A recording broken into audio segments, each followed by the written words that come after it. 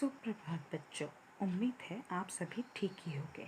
आज हम आपकी किताब के पाठ के भाषा अध्ययन यानी व्याकरण भाग को पढ़ेंगे। तो आज हम कक्षा 7वीं की पाठ 5 जीना जिलाना मत भूलना नामक कविता के भाषा अध्ययन को पढ़ने जा रहे हैं। तो देखते हैं इसमें क्या क्या है।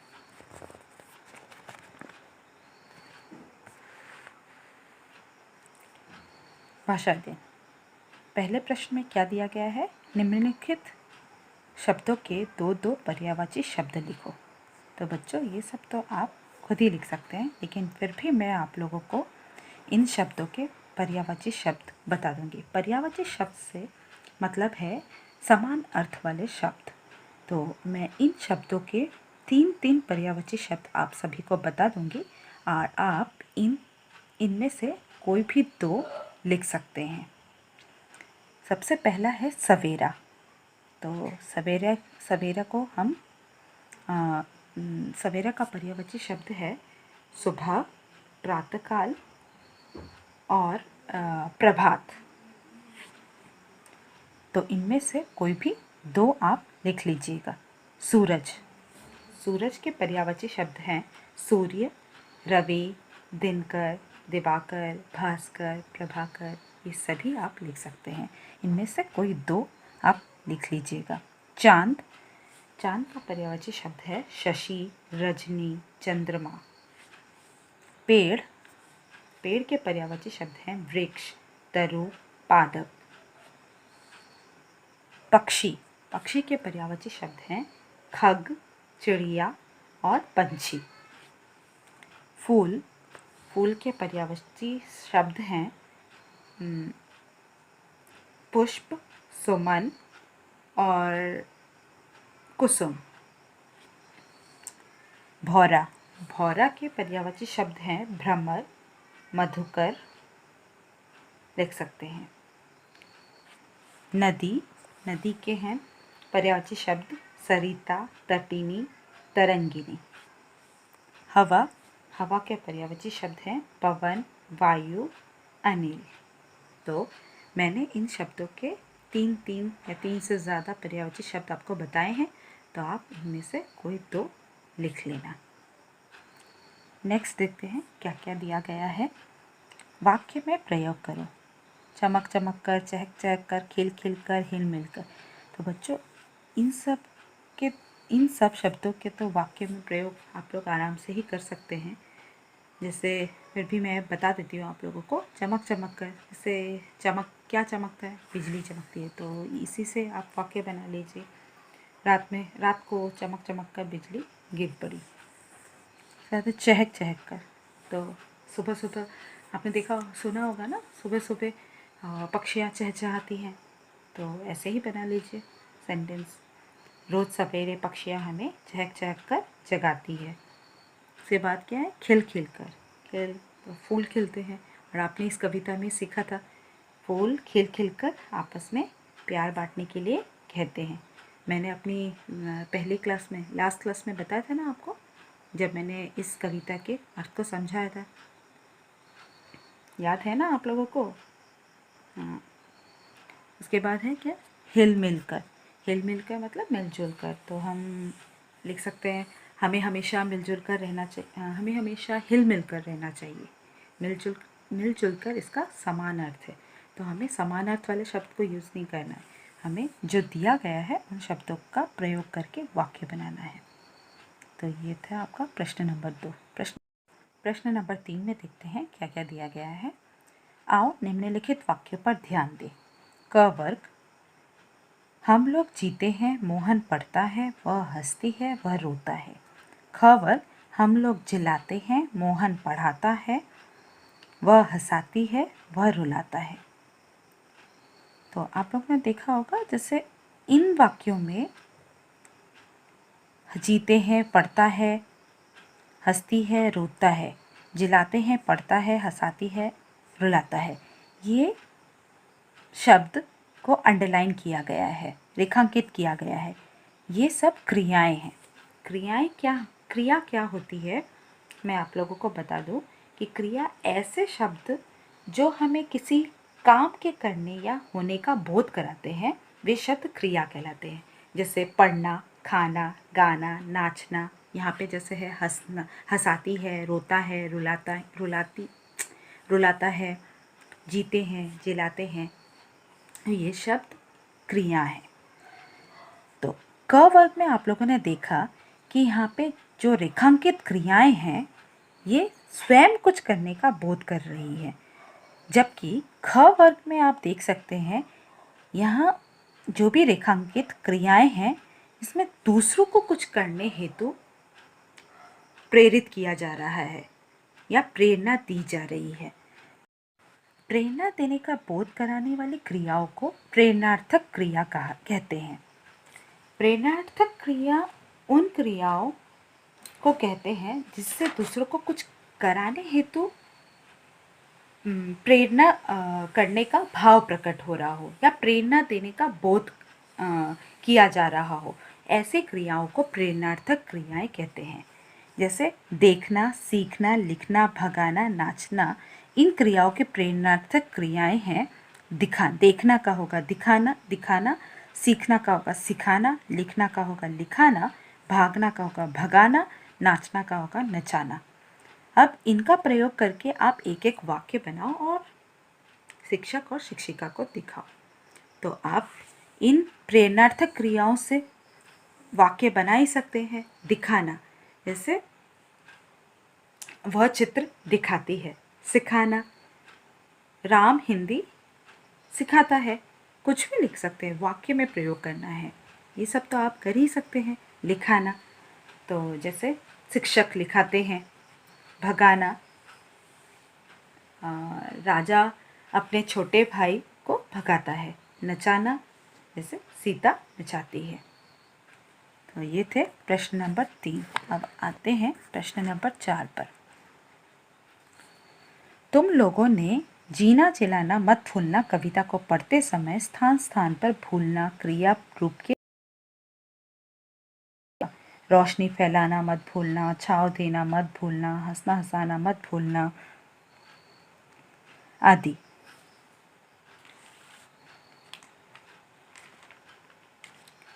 तो इन सभी वाक्यों से परोक्ष रूप से आज्ञा या अनुरोध का बोध हो रहा है। मतलब हमें कोई आज्ञा दी जा रही है। जैसे रोशनी फैलाना मत भूलना, छांव देना मत भूलना, हमें एक ऑर्डर दिया जा रहा है या हमें कुछ बोला जा रहा है कि ऐसा ही करो। तो जिन क्रियाओं से अनुज्ञा यानी आज्ञा या अनुरोध का बोध प्रकट हो रहा हो उन क्रिया को उन्हें क्रिया का अनुज्ञा रूप कहते हैं। तो जैसे यहाँ पे देखो कुछ वाक्य और भी दिए गए हैं। सदा सच बोलना, कभी झूठ मत बोलना, किसी को दुख मत देना, सुबह व्यायाम करना। ये सब में हमें एक अनुरोध किया जा रहा है या ऑर्डर दिया जा रहा है या आज्ञा दी जा रही है कि ऐसा ही करो। तो इन सभी क्रियाओं को हम बोल सकते हैं क्रिया का अनुज्ञा रूप कहते हैं। तो क्रिया के अनुज्ञा रूप और भी हैं। आओ कुछ और वाक्य लेते हैं। जैसे तू बाजार जा, तुम बाजार जाओ, आप बाजार जाइए। हम तू अपने से छोटे के लिए प्रयोग कर सकते हैं। तुम हम अपने साथ वाले के लिए प्रयोग कर सकते हैं। आप हम हमसे बड़े वाले के लिए प्रयोग कर सकते हैं। तो जैसे यहाँ जा, जाओ, जाइए, ये देख रहे हो ना आप लोग, जा, जाओ, जाइए। यहाँ पे खा, खाओ, खाइए। इन क्रिया रूपों के जरिए प्रत्यक्ष रूप से अनुज्ञा का भाव व्यक्त हो रहा है। अब ऐसे ही तुम लोग भी आना, गाना, पढ़ना, लिखना, बैठना क्रियाओं के अनुज्ञा रूप बनाकर वाक्यों में प्रयोग करो। कर सकते हो ना बच्चों। तो जैसे आना हम लिख सकते हैं तू आ या तू अभी आ, तू बाजार से आ, तुम बाजार से आओ, आप बाजार से आइए। गाना तू गा, तुम गाना गाओ, आप गाना गाइए। इस तरह हम लोग प्रयोग कर सकते हैं। आगे देखते हैं क्या है 5 नंबर। तो देखते हैं 5 नंबर। इसमें हम वर्तमान काल को जानेंगे, इसके प्रकार को भी जानेंगे। तो सबसे पहले मैं आपको बता दूं कि काल क्या होता है। क्रिया के जिस रूप से उसके होने या करने का समय बोध हो उसे काल कहते हैं। काल के 3 भेद होते हैं: भूतकाल, वर्तमान काल, भविष्यत काल। भूतकाल यानी पास्ट टेंस, वर्तमान काल यानी प्रेजेंट टेंस, भविष्यत काल ये यानी फ्यूचर टेंस। तो आज हम सबसे पहले यहाँ पर वर्तमान काल को जानेंगे। सबसे पहले जानेंगे कि वर्तमान काल है क्या। जैसा कि इसके नाम से ही पता चल रहा है, वर्तमान। वर्तमान का मतलब होता है प्रेजेंट या मौजूदा। काल यानी समय, वो समय जो मौजूद है, जो चल रहा है, जो अभी है, उसी को हम वर्तमान काल कहते हैं, यानी मौजूदा समय। अब वाक्यों में कैसे पता करेंगे बच्चों कि यहाँ वर्तमान काल है? क्रिया के जिस रूप से हमें ये पता चलता है कि कार्य अभी अभी हो रहा है, या अभी हुआ है, या अभी चल रहा है, या अभी हो रहा है, उसे हम वर्तमान काल कहते हैं। इसके कुछ प्रकार हैं, आइए उसको जानते हैं।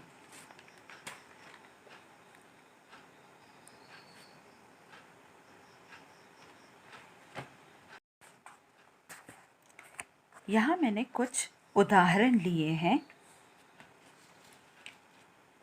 इन उदाहरणों के माध्यम से हम पता करेंगे कि वर्तमान काल के कितने प्रकार होते हैं।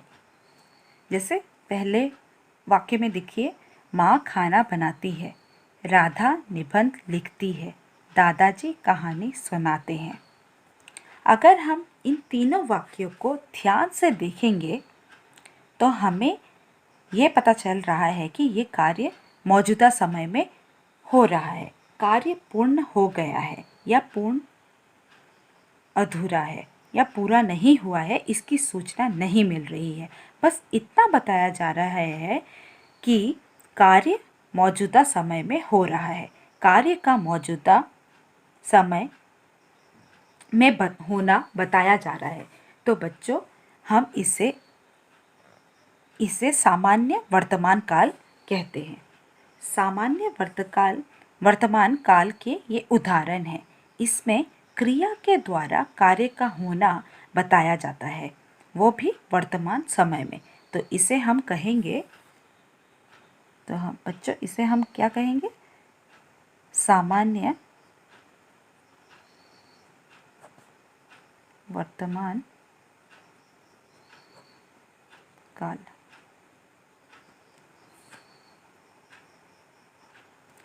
नेक्स्ट के सेंटेंस में देखते हैं क्या है। रतन कार्य कर रहा है, अध्यापक बच्चों को पढ़ा रहा है, नेहा लिख रही है, नेहा लेख लिख रही है। बच्चों, इन वाक्यों को अगर ध्यान से देखेंगे तो हमें ये पता चल रहा है कि कार्य वर्तमान समय में चल रहा है, जो पूरा नहीं हुआ है। कि यहाँ पे देख रहे हो ना, अब क्रिया क्या है? कर रहा है, पढ़ा रहा है, लिख रही है।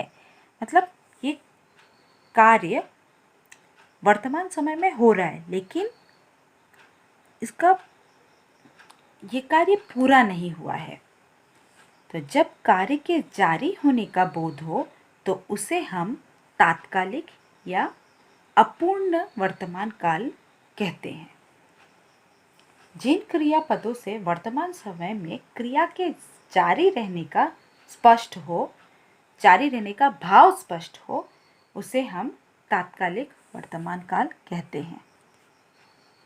तो बच्चों, इसे हम क्या कहेंगे? तात्कालिक वर्तमान काल। आखिरी की पंक्ति में देखते हैं क्या लिखा मैंने। लड़की पढ़ रही होगी, पवन चित्र बना रहा होगा, मदन निबंध लिख रहा होगा। इन पंक्तियों को अगर हम ध्यान से देखेंगे, लड़की पढ़ रही होगी, हाँ, कर रही होगी, पवन चित्र बना रहा होगा, मदन निबंध लिख रहा होगा। इसमें संदेह जताया जा रहा है कि ये हो रहा होगा, पवन चित्र बना रहा होगा। हमें पता नहीं है वो क्या कर रहा है या क्या नहीं, लेकिन हम बोल रहे हैं कि वो ऐसा कर रहा होगा। इसमें संदेह जताने के कारण इसमें संदेह जताया जा रहा है। जब क्रियापदों से वर्तमान समय में क्रिया के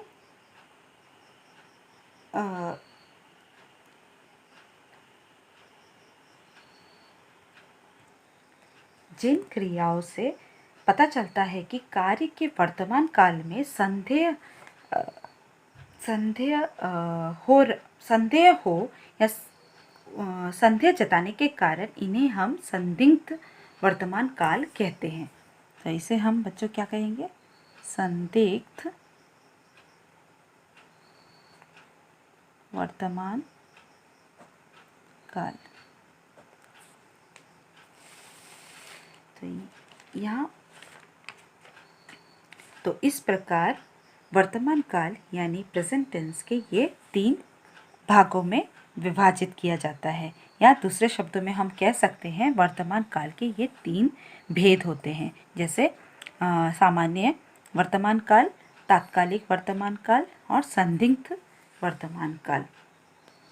उदाहरण देने के लिए तो हम हजारों उदाहरण दिए जा सकते हैं, लेकिन मैंने ये कुछ कम से कम उदाहरण में वर्तमान काल को आपके सामने स्पष्ट तौर पर पढ़ाने की कोशिश की है। आशा करती हूँ आप लोगों को समझ में आया होगा। तो आज के लिए बस इतना ही। अगर मेरा वीडियो आप लोगों को अच्छा लगे तो आप वीडियो को लाइक कीजिए और मेरे चैनल को सब्सक्राइब भी कीजिए।